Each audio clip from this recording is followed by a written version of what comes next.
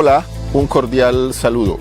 El ser humano se ve sometido permanentemente a situaciones que le generan tensión y estrés, especialmente la situación que estamos viviendo de incertidumbre. Este libro, Cuida tu salud mental, es una respuesta para que de manera práctica las personas desarrollen su potencial interior. Lo puedes conseguir a través de las redes sociales, la página web www.urielescobar.com.co y en los teléfonos que aparecen en pantalla.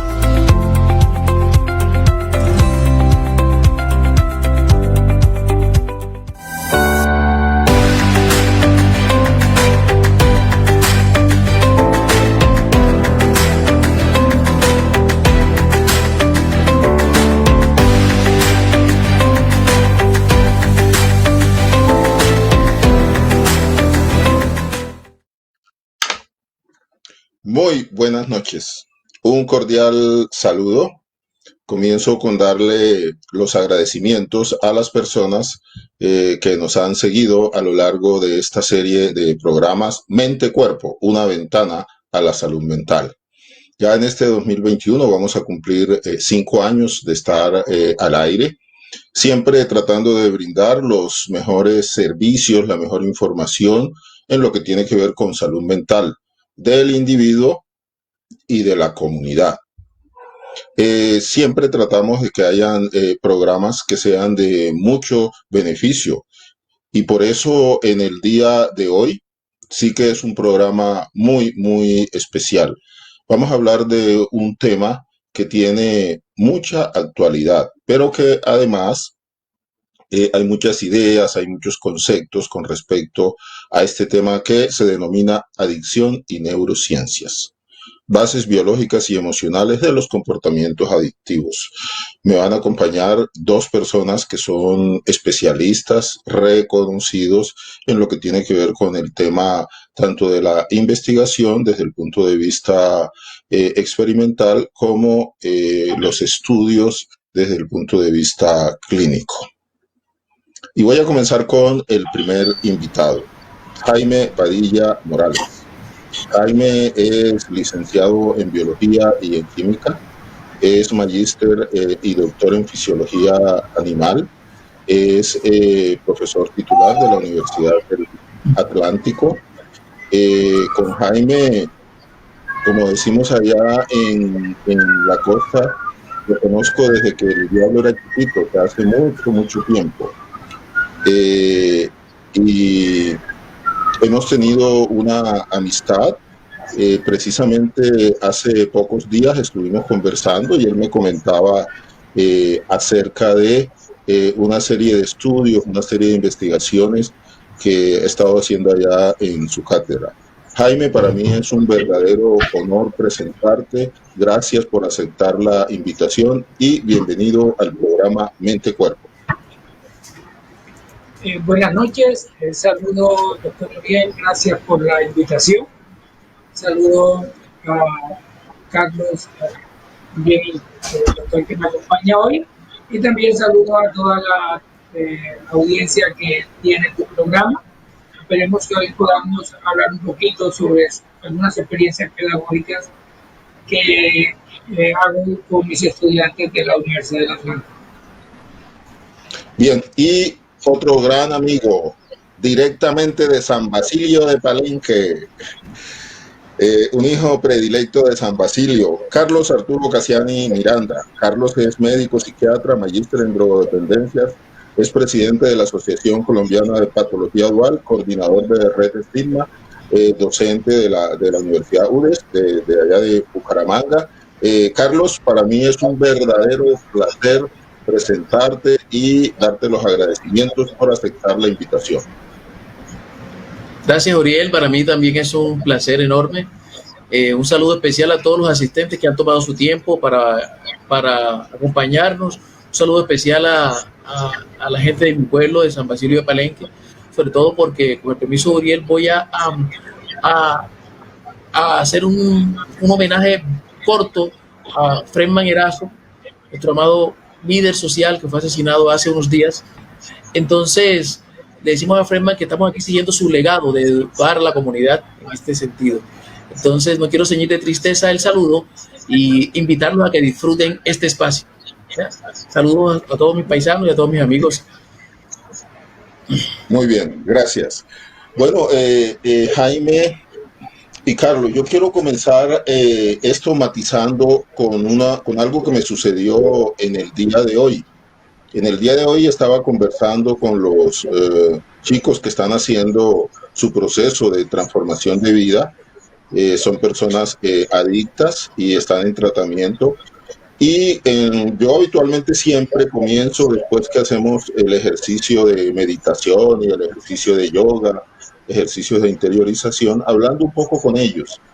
Entonces se presentó el chico y yo me le quedé mirando y dije, pero tú has estado aquí ya en varias ocasiones porque estaba pues, está recién ingresado y estaba físicamente muy deteriorado. Y me dijo, sí, abuelito, ese es el término que utilizan los chicos allá conmigo, yo soy el abuelito.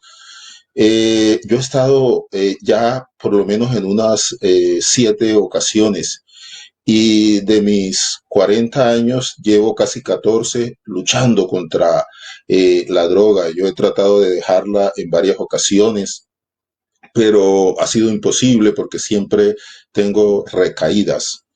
Quiero comenzar matizando esta historia porque es una historia que comúnmente se presenta en la institución y yo he tenido la oportunidad como clínico de atender a este tipo de personas. Y eso me llama a una reflexión que yo quiero que hablemos en el programa del día de hoy y es por qué las personas, a pesar de todos los esfuerzos que hacen, una gran mayoría continúan en este mundo de las drogas. O sea, ¿qué es lo que está pasando? A nosotros nos decían hace mucho tiempo que el problema de la persona adicta a sustancias era por falta de carácter, porque no creía en Dios, en fin. Entonces, la propuesta que nosotros traemos en el día de hoy es que se ha estudiado mucho desde el punto de vista científico y se conocen bases neurobiológicas de las conductas adictivas. No vamos a hablar hoy de la parte de la genética, que es un punto, Carlos, bien importante, ¿cierto? Sino vamos a hablar de esos correlatos físicos, pero además las correspondencias emocionales que tienen. Y precisamente por eso están estas dos personas que son especialistas en este tema. Quiero comenzar, Jaime, porque tú me contaste una historia que me parece muy interesante, que realmente no había tenido la oportunidad de escuchar y nos las vas a contar un poco. Yo sé que tú hiciste un trabajo pedagógico con personas adictas a sustancias, con los padres, y hablaron mucho sobre las motivaciones y todo esto, y a partir de allí surgió un trabajo muy interesante de un estudio experimental con animales, que lo estamos haciendo acá en nuestro país afortunadamente. Entonces, Jaime, me gustaría que comenzaras por el principio, o sea, esa experiencia pedagógica antes de que nos hables acerca de la investigación. Adelante, Jaime. Sí, normalmente al inicio de los cursos, lo que hacemos en la universidad, lo que hacemos con los estudiantes es discutir alguna temática interesante hacia ellos y actualizada. En esa temática, pues hemos discutido sobre diferentes temas, glifosato, disruptores, familia inclusive, y en algunos de los semestres, pues el tema que llegamos fue la drogadicción. Y con ello los estudiantes primero idearon de hacer un foro con personas consumidores o no, o ex consumidores de droga, y en la cuestión durante el foro que logramos hacer, invitamos a ex consumidores de droga y a consumidores de droga, igualmente a familiares de ellos, no de los consumidores que estaban allí, sino a familiares de que habían sido personas que ya habían consumido, o a familiares que tenían aún personas dentro de consumidores de droga. ¿Qué pasó allí durante todo este trayecto? Los familiares, por ejemplo, nos decían que las personas eran si podía llamarse policonsumidores. O sea, consumían marihuana, cocaína, goma, bazuco, diferentes drogas, pero cuando normalmente ellos llegaron al bazuco, quizá fue cuando empezó la peor etapa de vida de ese consumidor.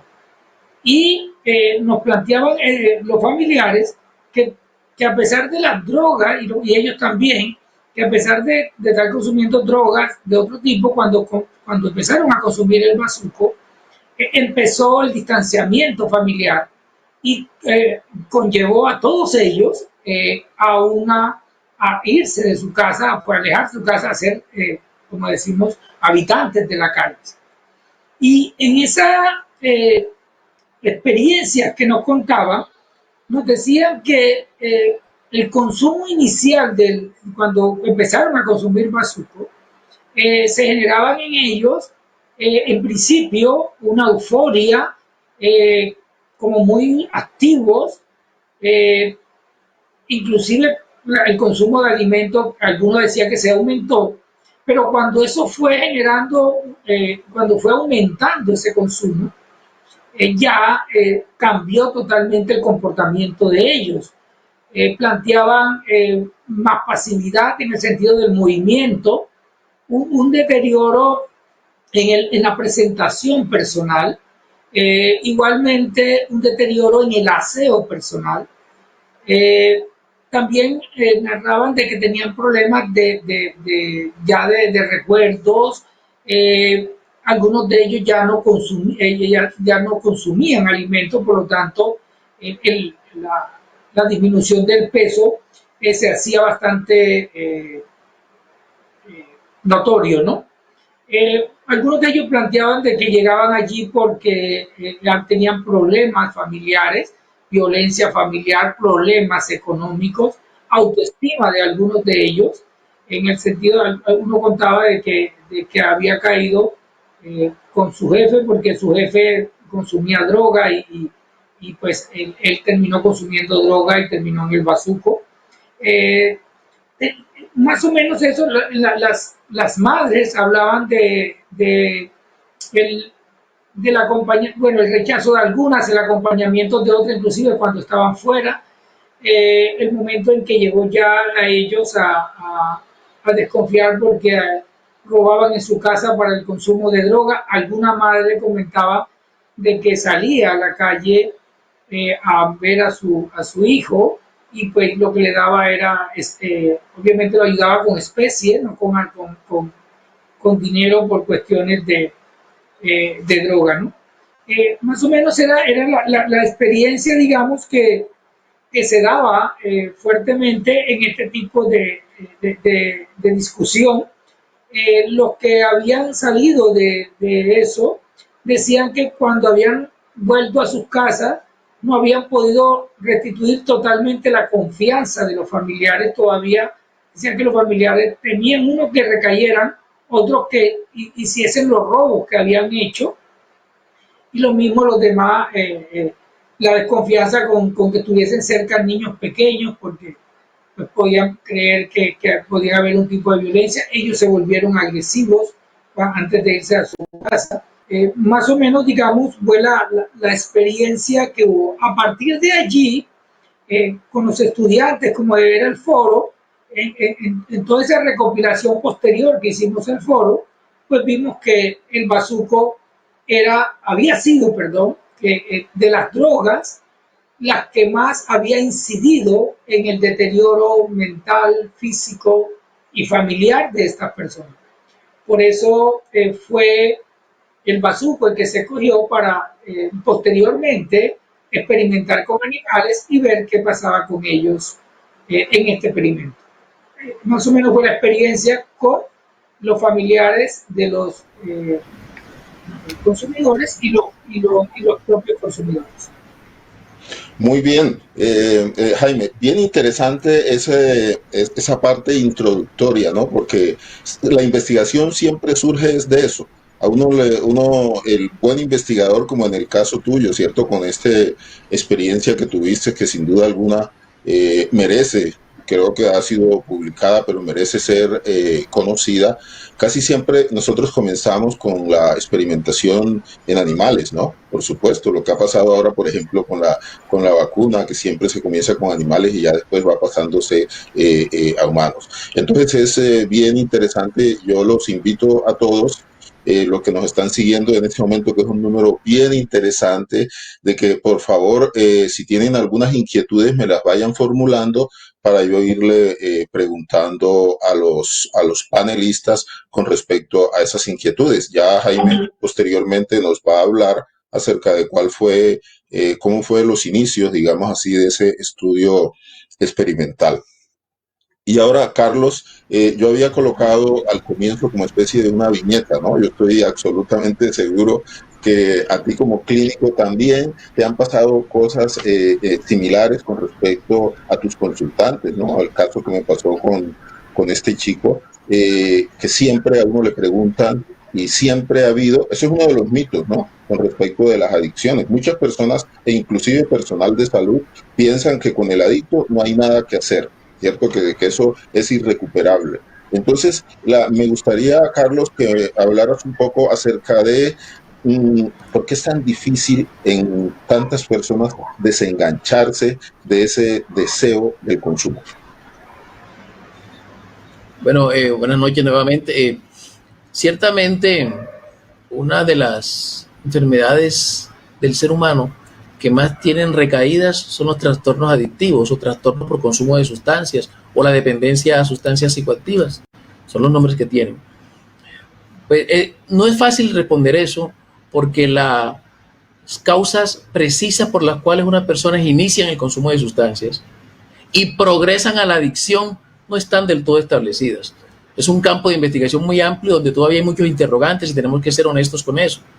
Es a la vez una oportunidad para que los investigadores tengamos trabajo. Pero una de las cosas importantes es que las sustancias psicoactivas, todas, alcohol, cigarrillo, cocaína, morfina, anfetaminas, todas tienen un efecto, una vía común en el sistema nervioso central, en el cerebro. Y es que promueven en algunas áreas específicas del cerebro, que ya les voy a mencionar, un incremento sostenido y exagerado de dopamina. La dopamina es una sustancia química, un neurotransmisor, se llama así neurotransmisor, porque es una sustancia química que transmite señales y está en el sistema nervioso, y neuro viene del sistema nervioso. Entonces, ese es el primer concepto que quiero dejarles a las personas que no son conocedores del tema. Nosotros, así como tenemos un sistema digestivo, un sistema respiratorio, un sistema urinario, tenemos un sistema nervioso. Y en ese sistema nervioso, que es el que nos pone en contacto con el entorno y nos permite ser lo que somos, hay un sistema específico que es el que se encarga de que sintamos placer, se llama sistema de recompensa. Ese sistema de recompensa tiene varias estructuras del cerebro involucradas y varios neurotransmisores. El principal es la dopamina. Entonces, las sustancias psicoactivas son inteligentes porque hacen que la dopamina se produzca de manera exagerada en ese sistema de recompensa. Y que esa dopamina que se produce de manera exagerada en el sistema de recompensa toma áreas del cerebro que se encargan de regulación emocional y de toma de decisiones. Cuando ya hablamos de toma de decisiones y regulación emocional, ahí entendemos por qué es tan difícil que las personas se desprendan de la sustancia. Porque la vida de la persona, basado en los cambios que se producen en ese sistema de recompensa, se convierte o se reduce a la búsqueda permanente de las sensaciones que produce la droga. ¿Y cuáles son las sensaciones? El incremento de dopamina en el sistema de recompensa. El sistema mesolímbico, se llama así mesolímbico porque es una vía neurológica en donde de una área que se llama mesencéfalo parten neuronas que producen dopamina hacia el sistema límbico, que es el sistema del cuerpo, del sistema nervioso que se encarga de los instintos. Es el que está permanentemente en la búsqueda del placer en el instinto y no razona. Entonces, se alimenta de la dopamina y cuando metemos mucha dopamina a ese sistema mesolímbico, la conducta del ser humano es la búsqueda permanente del placer para experimentar esa sensación placentera que le genera el exceso de dopamina. Y las sustancias psicoactivas hacen precisamente eso, producir un incremento en la producción en la tasa de dopamina, en la descarga de dopamina en ese sistema mesolímbico. Y eso es como un núcleo bioquímico que explica por qué las personas son adictas y que está determinado a veces genéticamente y por eso a veces no se puede controlar. Es como cuando una persona tiene un daño en la insulina en el páncreas y que no se produce la insulina a un ritmo apropiado, y eso hace que la persona no pueda regular el azúcar. Asimismo, la persona que tiene vulnerabilidad para ser adicto, cada vez que consume la droga, genera una producción de dopamina exagerada que no le permite regular su comportamiento, sus emociones y la toma de decisiones. Por eso es tan difícil dejar el consumo de sustancias. Bien, Carlos habla acerca de un concepto que se está trabajando mucho y que yo también mencioné, y es el concepto de la vulnerabilidad genética, o sea, esa tendencia que tienen ciertas personas a quedarse enganchadas en el consumo. Por eso es que los estudios que se han hecho, Carlos, demuestran que de 10 personas, por ejemplo, que inician el consumo, pongamos de la sustancia más común, la marihuana, hay 4 que se quedan enganchadas, ¿no? Y hay 6 que la utilizan con fines recreativos, pero que no le genera tantos problemas, tantas dificultades. Bueno, pero yo estoy muy inquieto a ver la segunda parte que nos va a contar Jaime. Así es como comienza la investigación, ¿no, Carlos? Así comienza, que uno tiene una Claro, con la inquietud. curiosidad, Sí, con las preguntas. Las preguntas de investigación, eso es lo primero. Si no hay preguntas, no hay eso es, investigación. exactamente. Bueno, entonces ya Jaime encontró que había una sustancia especialmente que provocaba un mayor deterioro, como es el caso del bazuco. Entonces, ¿qué pasó? ¿Cuál fue el segundo paso, Jaime? ¿Cómo comenzó la investigación? Después nos da los resultados, pero ¿cómo fue ese proceso de la investigación? Sí, con los estudiantes, pues como la experimentación la hicimos con ratones machos, aunque no estábamos mirando ciclos sexuales ni nada, preferimos que fueran con ratones machos. Y lo que hicimos fue colocarlos en pecera. Nos conseguimos el bazuco, queríamos hacerlo más o menos similar a como lo hacen, que lo hacen el cigarrillo y lo prenden. Entonces hicimos eso. Obviamente teníamos el inconveniente, colocamos 4 ratones por pecera, utilizamos pecera de vidrio y colocamos 6 peceras.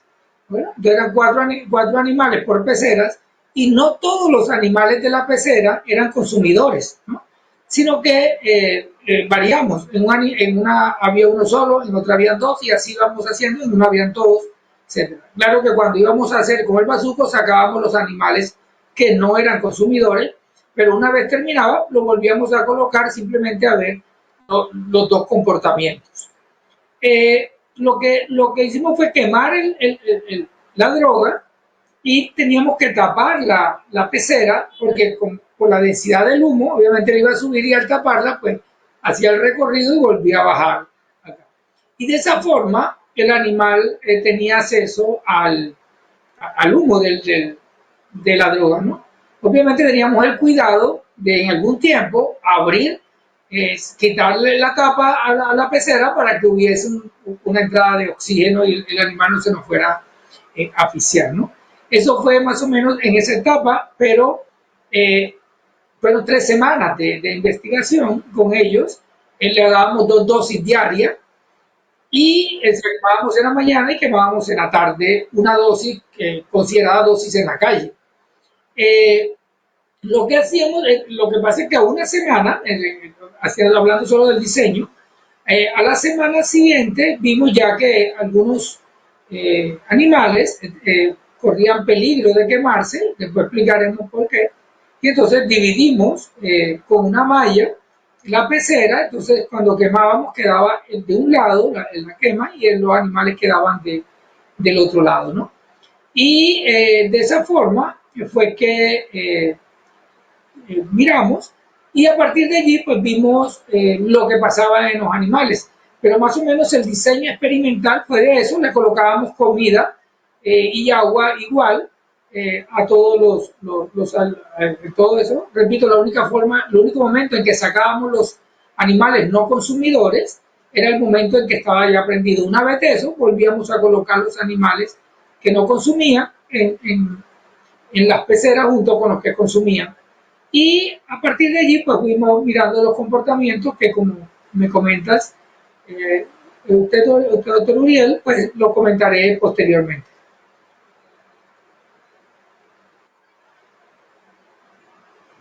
Entonces, muy en suspenso, digamos, para mirar en la segunda parte cuáles fueron los resultados que observaste tú en los animales. Como yo sé un poquito más o menos que me has contado ese comportamiento, nos vamos a dar cuenta cómo en el humano tiene más o menos unas conductas, unos ciertos desarrollos muy similares. Me gustaría, Carlos, que respondieras esta pregunta que nos están haciendo. Y luego seguimos con si un comportamiento es repetitivo, ¿cuándo sabemos si una afición o gusto se convierte en adicción? Ok, eso es muy importante porque a veces los seres humanos tendemos la conducta de calificar o descalificar el comportamiento humano y decir que algo es enfermizo o es enfermedad cuando no lo es. Entonces, en ese sentido, para evitarnos esos problemas, los psiquiatras se han reunido en el mundo a través de la Organización Mundial de la Salud y de la Asociación Psiquiátrica Americana y han dado a través de procesos de investigación y de acuerdo entre ellos unos criterios diagnósticos. Es decir, ¿qué quiere decir criterios diagnósticos? Son las características definitorias que hacen que una persona que consuma una sustancia tenga la enfermedad por la droga. Quiero ser muy claro en eso. Usted puede tener consumo ocasional de alcohol y no tener problemas con el alcohol. Pero cuando ese consumo de alcohol se convierte en problemático, cuando aparecen unas características definitorias que son los criterios. Le voy a mencionar algunos. Por ejemplo, cuando la persona empieza a consumir alcohol en una cantidad mayor de la habitual y lo esperado en comparación con lo que antes él hacía. O cuando la persona empieza a consumir cada vez mayor cantidad de alcohol para sentir el mismo efecto que sentía cuando arrancó. Eso se llama tolerancia. O la persona invierte mucho tiempo en todas las actividades relacionadas con el alcohol, ya sea yendo a buscarlo, yendo a la cantina, comprándolo, consumiéndolo y reponiéndose de sus efectos. Se puede ir tranquilamente 8 o 12 horas del día perdidas y no ir al trabajo el día siguiente. O la persona hace intentos infructuosos para suspenderlo. Este es un punto importante porque nos pone de manifiesto lo que es la regulación emocional y la toma de decisiones. La persona empieza a tener una lucha interna, una ambivalencia, en donde la otra gente y él mismo le hacen caer en cuenta que el consumo problemático de alcohol le está generando problemas, porque no va al trabajo, le pega a la mujer, no sale con la mujer, no sale con los niños, no va a la reunión del niño en el colegio. Y él, a pesar de ser consciente y que le señalan que esos problemas se producen por el alcohol, sigue consumiendo. Y él con eso trata de dejarlo, pero no puede. Son los intentos infructuosos, porque ya está habiendo un control del alcohol en el cerebro, que la dopamina ha inundado y ha alterado las áreas del cerebro que se encargan de tomar decisiones y regular la conducta. Entonces llega un momento tal en donde la persona, cuando no tiene la sustancia o cuando deja de consumir, siente malestar físico y emocional porque le hace falta la sustancia, le da temblor, ansiedad, hasta puede convulsionar. Eso es lo que se llama el famoso síndrome de abstinencia. Entonces, ¿quién califica que una persona que consume sustancias tiene la enfermedad derivada del consumo de esas sustancias? Los médicos, los psicólogos, los psiquiatras que se han preparado y han estudiado y conocen los criterios diagnósticos que aporta la Organización Mundial de la Salud y la Asociación Psiquiátrica Americana con los sistemas de clasificación. Es decir, que nosotros arbitrariamente, como psiquiatras, como médicos, no decimos que una persona tiene una dependencia o una adicción a la sustancia porque queramos, no. Hay unos parámetros o unos criterios establecidos que lo determinan y nosotros tenemos que ser respetuosos con eso. Es como yo decir, la persona tiene diabetes porque tiene una glicemia en ayunas mayor de 140. Entonces yo no voy a decir que el que tiene 120 ya tiene diabetes y yo lo voy a poner tratamiento. No, es lo mismo. ¿Ya? Entonces, eso es.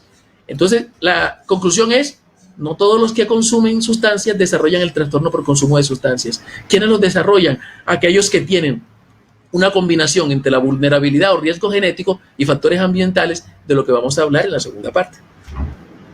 Ok, perfecto. Carlos, me gustaría, antes de hacer el corte, Jaime se extiende y él coge los ratoncitos y les da el bazuco y eso. Nosotros en humanos, por supuesto, que eso no lo podemos hacer, ¿no? ¿Cómo se da ese proceso de investigación en general, ¿no? En humanos. ¿Respondo yo o respondo Jaime? No, tú. Tú terminas respondiendo. Es distinto. Claro, sí, claro que sí. Depende cuál es la pregunta de investigación. ¿Qué quiere saber el investigador? ¿Quiere saber cuál es el factor que hace que la persona inicie el consumo, que busque la droga? ¿O quiere saber cuáles son los factores que hacen que la persona, una vez que ha consumido, desarrolle el trastorno por consumo de sustancias?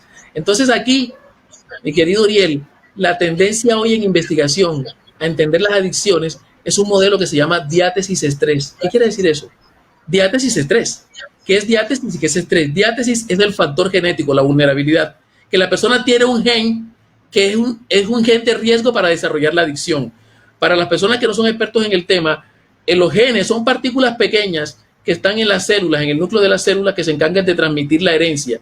Así como hay un gen que transmite el color del cabello, la estatura, la inteligencia, el modo de ser, hay un gen que es de riesgo para la hipertensión, para la diabetes, para la depresión o para la adicción a las drogas. Entonces, una persona que tiene ese gen, que lo ha heredado de su padre, de su abuelo o de su tío, no quiere decir que ya tiene la adicción, tiene un riesgo, es decir, tiene la tendencia a involucrarse en conductas adictivas, es decir, a buscar la droga y una vez habiéndola probado, desarrollar el trastorno.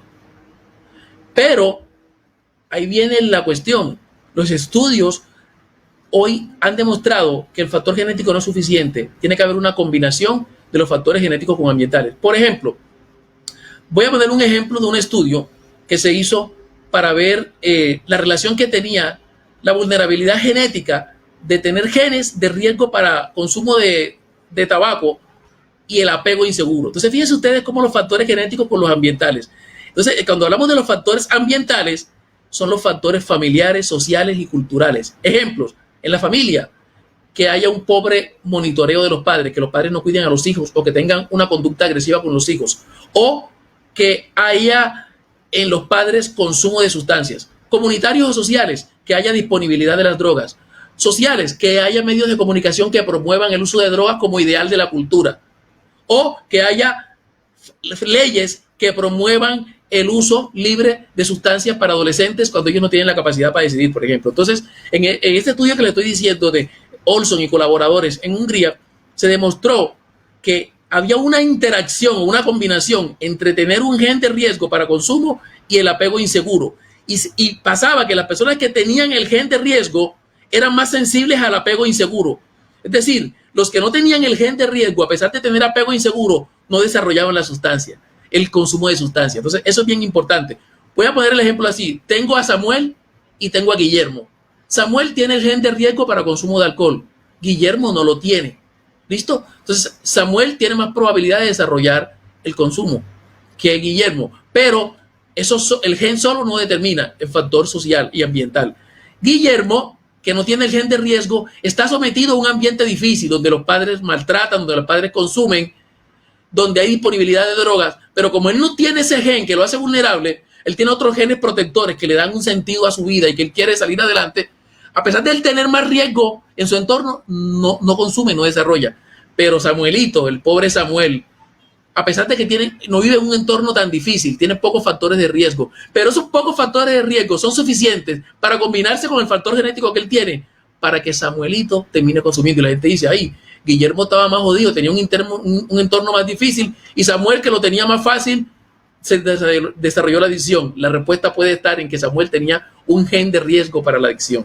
Entonces, fíjense ustedes que no es tan fácil, hay que individualizar estas cosas. Hace poco escribimos un artículo en una revista en inglés, en donde analizamos esos factores de riesgo para las drogas y encontramos que la conclusión es que hay una aproximación, un enfoque ecológico, es decir, que para uno entender el problema de drogas hay que entender los factores genéticos y los ambientales y la combinación de ellos, porque si nosotros no entendemos la combinación de esos factores a la hora de hacer programas de prevención y terapéuticos, si no tenemos eso, vamos a hacer tratamientos incompletos. Si yo desconozco, por ejemplo, que la persona tiene una familia disfuncional donde hay un conflicto entre los padres que está determinando que el chico recaiga y solo le doy la pastilla para disminuir la ansiedad de consumo y no trato ese aspecto, me quedo sin tratar un factor ambiental y me quedo solo tratando el genético. Entonces, esto es muy rico para los clínicos y ven cómo se combina perfectamente lo que hacen los investigadores con animales en el laboratorio con lo que hacemos los clínicos. Por eso es que la investigación debe ser translacional, desde el laboratorio a la práctica clínica. ¿Ya? Excelente, muy bien. Te cuento, Jaime y Carlos, que tenemos una gran cantidad de personas ahí que nos están siguiendo, mandando muchos saludos. Yo quiero darles, por supuesto, un saludo a Gisette desde Chía, Natalia Socarrás desde Bogotá, Luz Guarnizo, Moni Torrenegra desde Barranquilla, Mauricio Gómez, está mi hermana Wilda, Ledis del Liceo Moderno, Andrea Arismendi, nuestra compañera de Red Estima, me imagino que es ella, Mauricio Loaiza, desde Panamá, nuestra gran amiga Ciorela Mazzarella, cordial saludo, Clemencia Henao, Camilo Torrenegra, estos son los Torrenegras allá de Wendy Torrenegra, de allá de Barranquilla, Patricia Hernández, Iskren Lisbú, Juan Carlos Morales, está Tatiana, nuestro gerente, David Ricardo Cardona, Patricia desde Cali, Aleida Vallejo, Juliana Jinete, muchas otras personas. Gracias por estar acompañándonos. Vamos a hacer un pequeño corte y ya volvemos.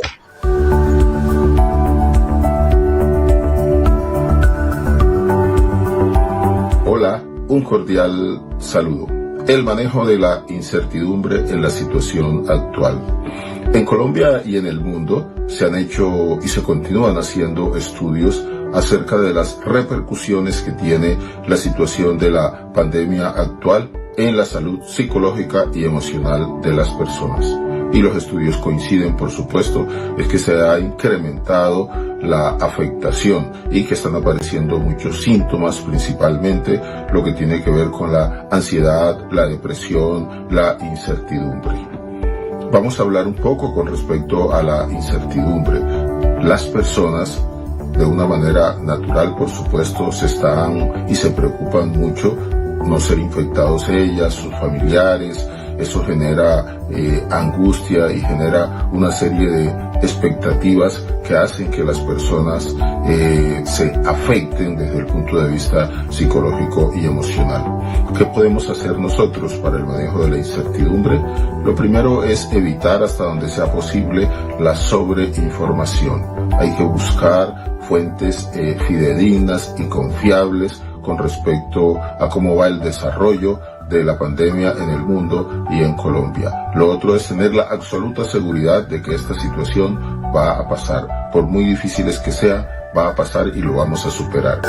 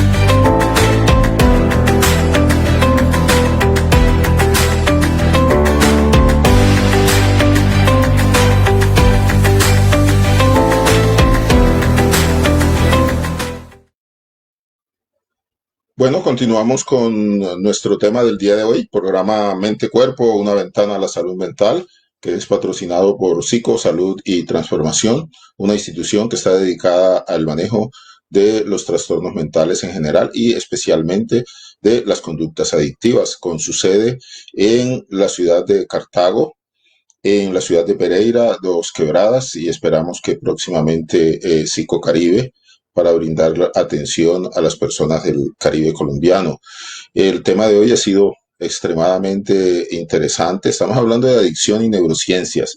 Estamos haciendo la correlación, ¿no?, que hay entre la investigación, los estudios experimentales, la observación clínica, para tratar de entender un poco este fenómeno que es tan complejo. Nos acompaña Jaime Padilla, que es doctor en fisiología animal, y Carlos Arturo Cassiani, que es magíster en drogodependencias.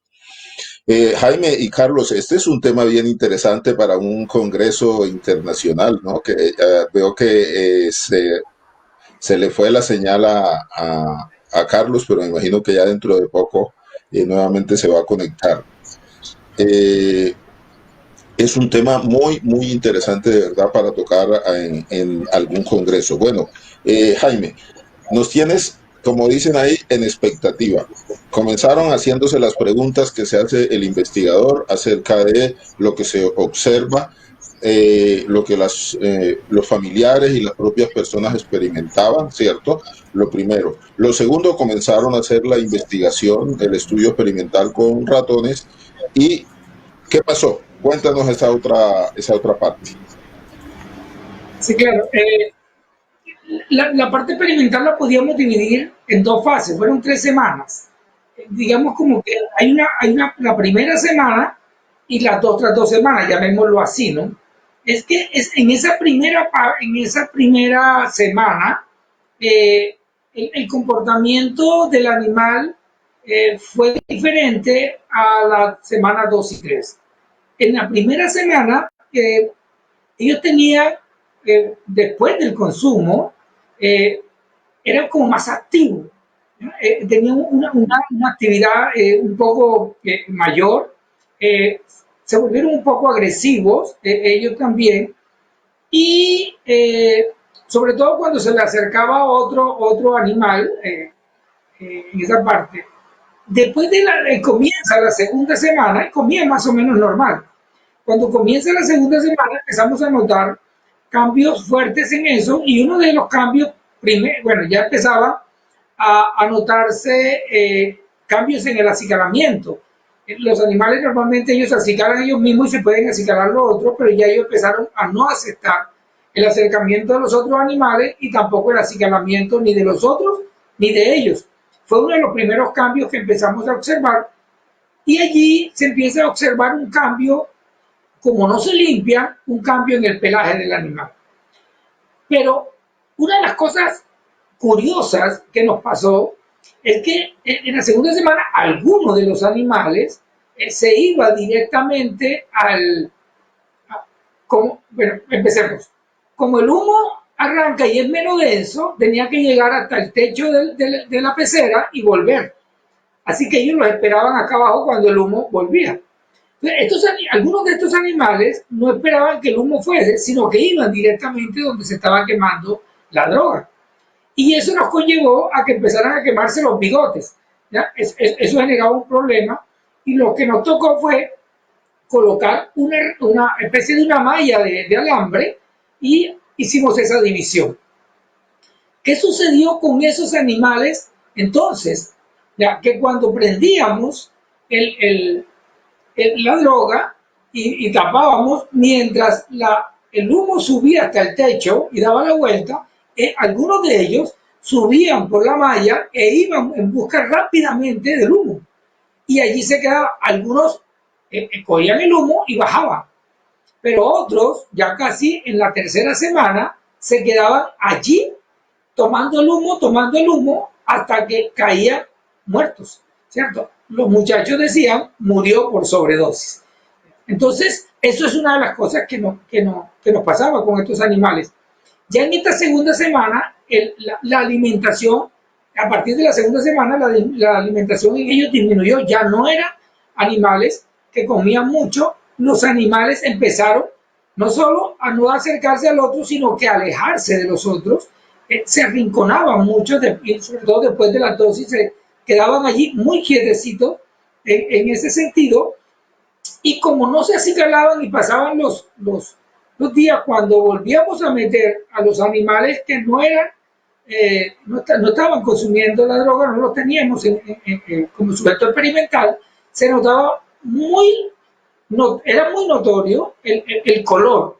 Los animales que consumían la droga tenían un color muy amarillento, se veían muy sucios, se veían deteriorados su físico, perdón, su pelambre, era lo que le podíamos ver. Repito, consumían menos agua, consumían menos alimentos, y por eso también, aunque no los pesamos, se notaba la diferencia en ese sentido. Entonces, era una de las cuestiones que el animal presentaba con mucha frecuencia. O sea, empezaron a separarse del resto de animales allí en esa parte, ¿no? Entonces, digamos que hay, ese comportamiento de algunos animales, no de todos, de algunos, digamos, todos los animales que consumían, pues llegaron a ese estado de no acicalamiento, de menor consumo, de alguna delgadez que se lograba ver, a pesar que no lo pesamos. Pero también, repito, lo de ir hacia el humo directamente antes de que le llegara y algunos hasta que llegara hasta la muerte, ¿no? Que repito, lo que nosotros decíamos, que había muerto por sobredosis, ¿no? Es más o menos, en resumen, llamémoslo así, lo que encontramos en el comportamiento de los animales después del consumo, que empezó más o menos la segunda semana del inicio del experimento. Más o menos fue lo que en resumen, digamos, encontramos. Bueno, muy bien. Cuando nosotros hacemos una correlación, estamos esperando que Carlos, si puede, si mejora su conexión, se nos conecte.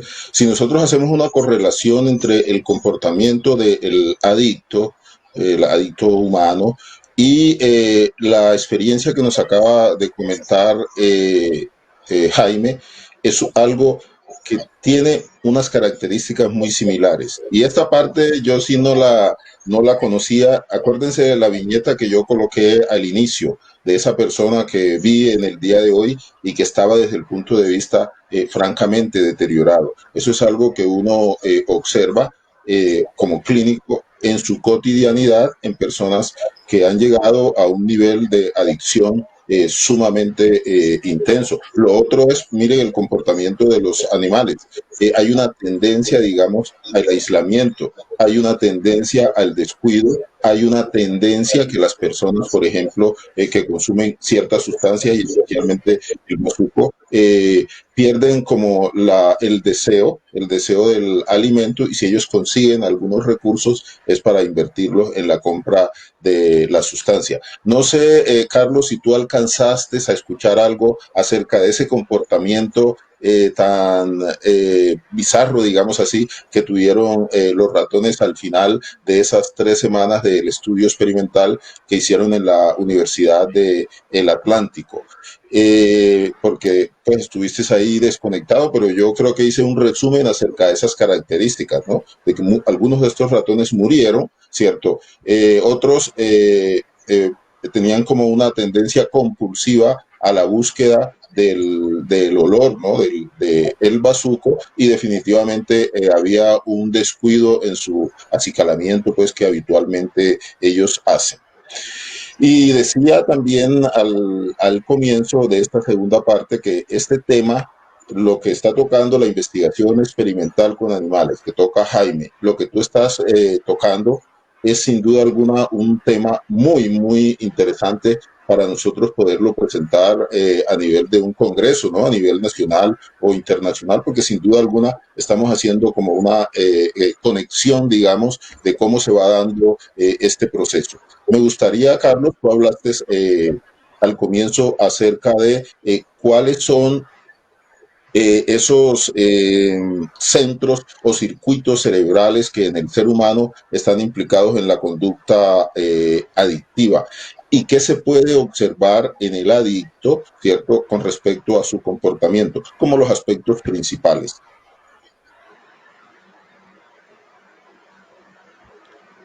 Escuché perfectamente. Ok. Escuché perfectamente todo. ¿Sí me escuchan? Sí. Perfecto, listo.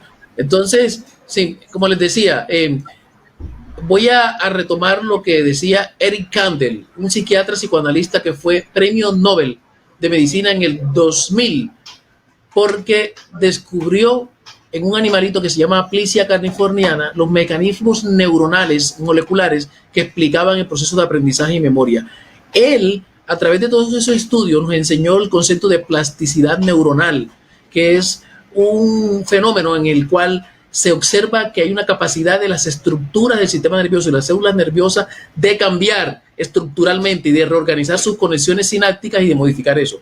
¿Esto por qué lo hablo? Porque eso es uno de los fenómenos principales en el uso crónico de sustancias, es decir, que hay unos fenómenos de plasticidad neuronal alterados en las estructuras que hacen parte del sistema de recompensa. Entonces, como me decía Uriel, que les comente cuáles son las estructuras, retomo lo que dije al principio. Nosotros tenemos un sistema nervioso y dentro de ese sistema nervioso, un sistema de recompensa que está dado por una serie de estructuras y neurotransmisores que tienen que ver con algunos fenómenos como toma de decisiones, experimentación de placer, emociones, etc.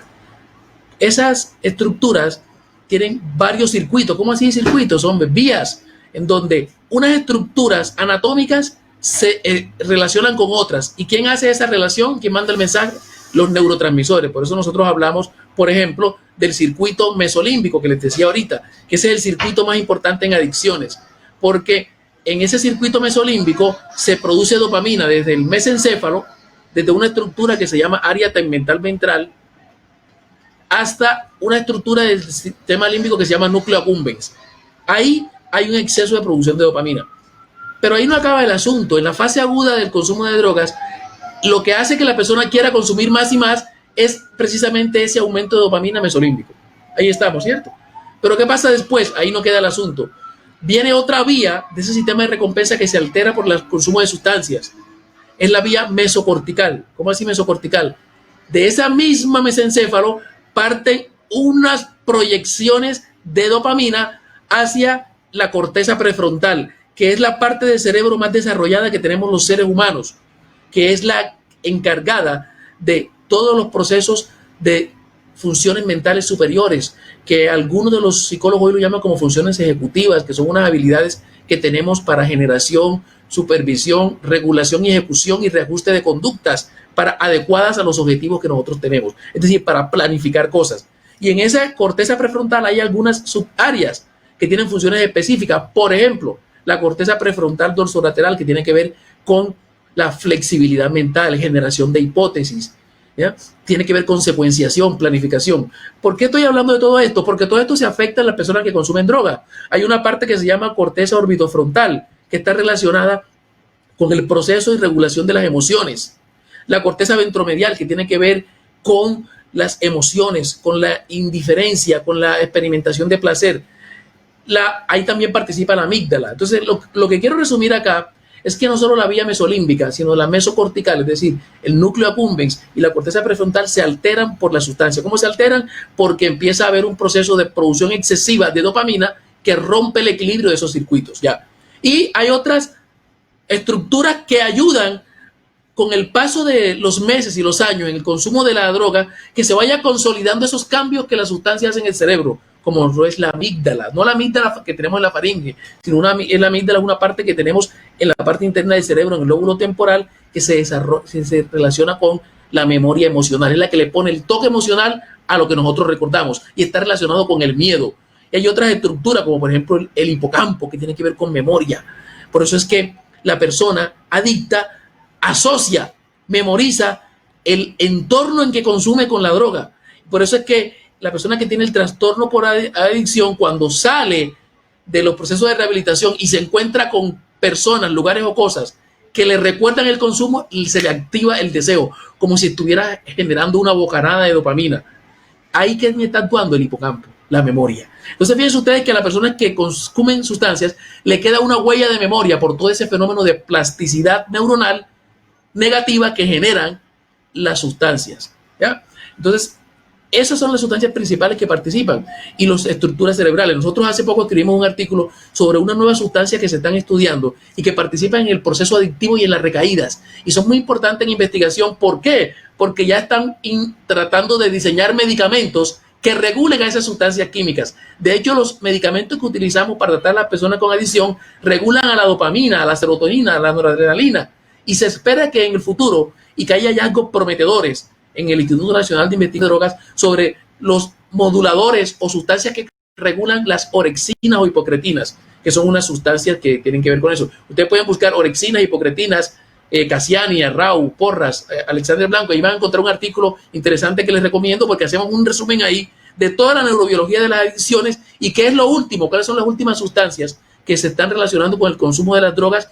Y eso, señores, este es solo el componente biológico de las adicciones, que no es el único. No quiero que vayan a pensar que esto es el único factor que hace que la persona se vuelva adicta. Este es un factor biológico, pero hay un componente social, las inequidades, fenómenos como, por ejemplo, los conflictos entre los padres, un hogar disfuncional. Todo eso en la persona vulnerable hace que se genere el riesgo de que la persona busque la droga. Y una vez que la busque, se convierta en adicto porque ahí empiezan a generarse los mecanismos de plasticidad neuronal por el exceso de dopamina y otras sustancias que terminan haciendo que la persona se vuelva adicta, desarrolle la dependencia. Y ahí participan todas esas estructuras que les acabo de decir. Como ustedes ven, no es una cuestión fácil, sencilla de entender. Quise hacer como un recorrido muy sencillo y muy rápido sobre todos los mecanismos biológicos que explican por qué la persona consume sustancias. Por eso no es fácil desprenderse de ese hábito del consumo continuado de drogas. Bien, dos preguntas que hay, una para Jaime, otra para Carlos. Vamos a comenzar con Jaime, que le hacen la siguiente pregunta. Dentro de los cambios comportamentales que observaron ustedes en los ratones, ¿se vio entonces también que se había afectado el instinto de reproducción? Es obvio, ¿cierto? Ahí porque Jaime mostraba eso de que como ellos cada vez iban teniendo más solitarios, pero me gustaría que tuvieras una respuesta a esta inquietud, Jaime. Sí, la verdad es que, como lo dije, solo trabajamos con machos. Entonces allí sería difícil comprobar esa parte. Y lamentablemente esa parte no la tuvimos en cuenta, muy a pesar que lo tuvimos en cuenta en otro tipo de experimentos, ¿no? Pero allí en la parte con los animales, no hicimos la parte reproductiva porque como decía Carlos, la pregunta experimental era solo los efectos de la droga en el animal, porque habíamos visto en el foro el compartimiento de los animales que pasaban eso. Entonces, lamentablemente no lo miramos, por lo tanto no puedo generar la respuesta porque como no se experimentó, pues no lo podemos saber, porque solo utilizamos animales machos. Personas adictas y especialmente cuando llegan a esos niveles como tú los describes en los ratones, es que sin duda alguna todo ese deseo, el deseo en general, ¿no? Tú hablabas del acicalamiento, todo eso tiene que ver, por supuesto, con el contacto con el otro, ¿no? Tiene que ver con los procesos esos de reproducción, de cortejo, de todo eso que hacen en este caso los ratones y también extrapolando en nosotros los seres humanos. Pero hay otra pregunta que está relacionada con esto, Jaime, antes de pasar a lo de Carlos, y dice, ¿qué han pensado ustedes allá en la universidad, su grupo de investigación, proseguir con este estudio? Bueno, lo que ha habido es una problemática, y lo decía ahorita Carlos con respecto al consumo, y es también el entorno social, ¿no? La desfinanciación de la universidad pública y una serie de cosas que va generando nuestra universidad en este momento, también independiente de la pandemia, ¿cierto? Prácticamente eliminó los sitios de poder tener animales para experimentar. Entonces los animales los tenemos que tener en los laboratorios de docencia, y allí pues no se pueden tener las condiciones porque cuando entra algún estudiante empieza a desear, etc. Y eso ha disminuido esa posibilidad. De hecho, una de las cosas que íbamos a hacer ahora, pero obviamente en la universidad nos dañó la pandemia, era mirar, por ejemplo, los efectos de las sustancias plásticas sobre la reproducción del boca chico. Y lo íbamos a hacer en la tierra del doctor Uriel Repelón, pero de esta forma, pues, pero realmente esa parte, me queda la inquietud, ¿no? Si la parte reproductora se da o no. Me imagino que que el mismo comportamiento de rechazo hacia el acercamiento, pues, seguramente generará un rechazo hacia el otro, pero en este momento, repito, se hace difícil generar en la universidad la experimentación con animales allí en ese sitio, y nosotros necesitamos eso con toda la, adecuación. Por eso estamos tratando de experimentar con animales por fuera, y en este caso, por ejemplo, con peces, pero ya no en la universidad, sino en la sede agrícola o piscícola, perdón, de Repelón, que es la que podemos mirar esa parte. Muy bien, allá, bienvenido. Estamos listos pues para facilitar los procesos de investigación. Andrea Arismendi te pregunta lo siguiente, es bien interesante. ¿Por qué las drogas son más adictivas que las recompensas naturales? Carlos. Sí, la cocaína, el alcohol, el cigarrillo, la morfina, la heroína, una comida rica, una película que nos gusta o algo, un buen libro, tienen algo en común, que generan placer. Pero son dos tipos de placer distintos. En común, que producen un aumento de dopamina en la vía mesolímbica que les hablé ahorita. Pero ¿cuál es la diferencia? ¿Por qué, por ejemplo, un buen libro, una película, los reforzantes naturales, como dice Andrea, no generan adicción? Porque hay un mecanismo que se llama hipersensibilización, que consiste en que el incremento de dopamina que produce en la vía mesolímbica la comida o la película es leve y transitorio. Yo siempre le pongo a mi ejemplo a los estudiantes esto.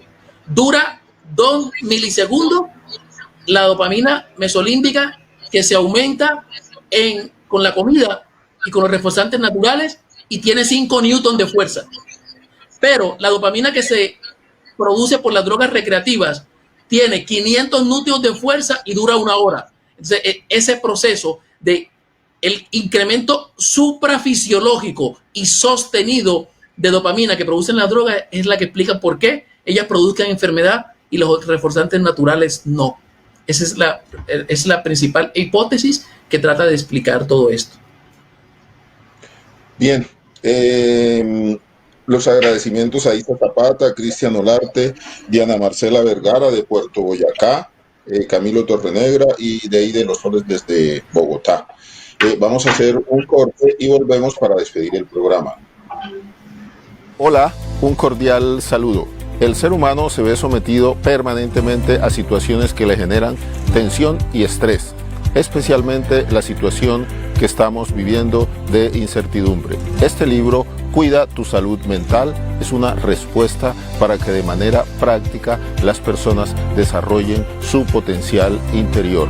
Lo puedes conseguir a través de las redes sociales, la página web www.urielescobar.com.co y en los teléfonos que aparecen en pantalla.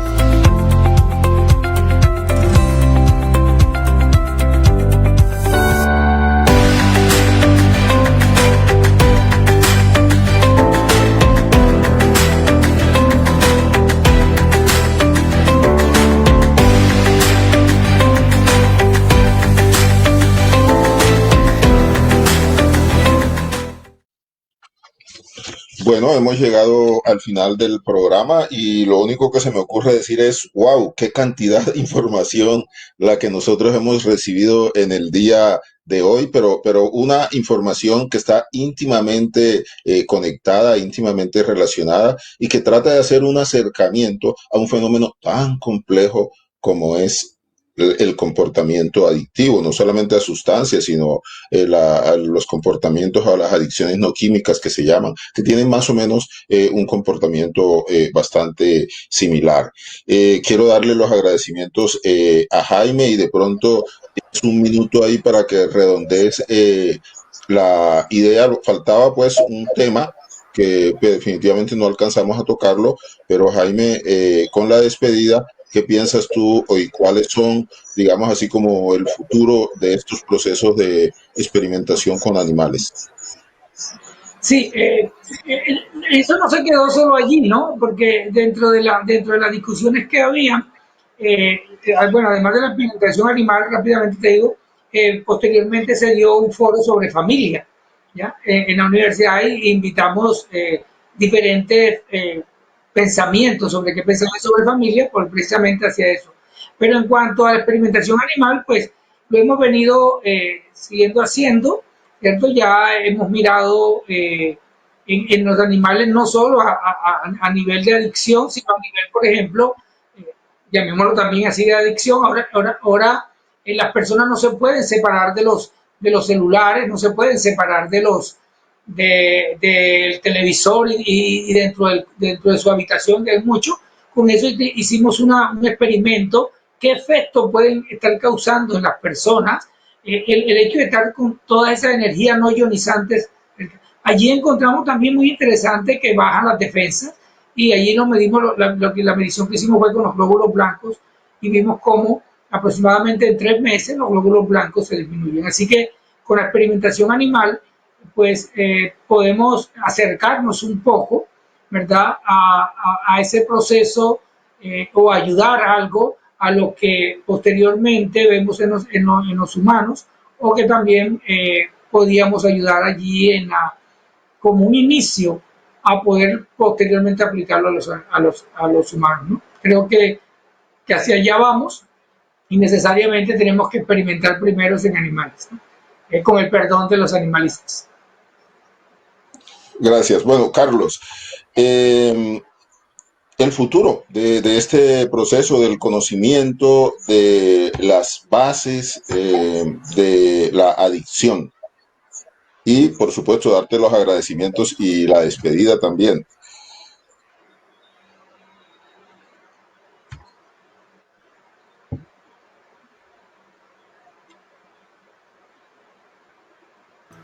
Gracias por la invitación. Ahora sí me escuchan. Qué pena, tenía el micrófono apagado. Creo que la frontera del conocimiento hoy en la neurociencia por tratar de entender las conductas adictivas son las interacciones entre genes y ambiente, que son los factores genéticos y epigenéticos que hacen. La palabra epigenético parece extraño, parece muy lejos, pero la parte epigenética tiene que ver con toda esa dinámica social que interactúa con los genes y hace que se desarrolle la enfermedad, como en la diabetes, como en la epilepsia, como en la enfermedad de Parkinson. Así pasan las adicciones. Entonces creo que el futuro es hacer investigación translacional hecha desde los laboratorios de ciencia básica, pero viendo cómo ese conocimiento que se produce en los laboratorios de ciencia básica tiene una aplicación directa en el ámbito clínico y en la salud pública. Creo que ese es el futuro de la investigación en adicciones. Muy bien. Bueno, agradecimientos a las personas que nos han seguido. Recuerden, todos los jueves a partir de las 8 de la noche. Ya cumplimos este 2021 5 años de estar ininterrumpidamente al aire. El próximo jueves tenemos un programa especial.